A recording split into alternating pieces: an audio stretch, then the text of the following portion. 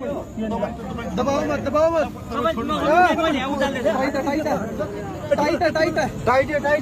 tight हुआ दर्द है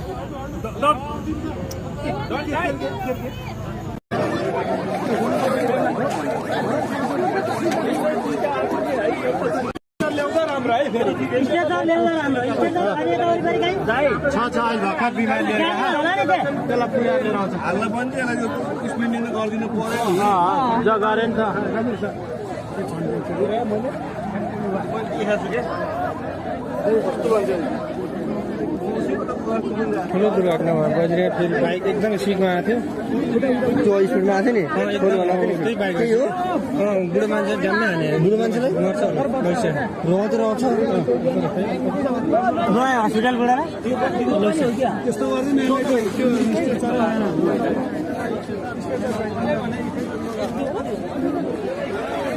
फेरि ठुलो दुर्घटना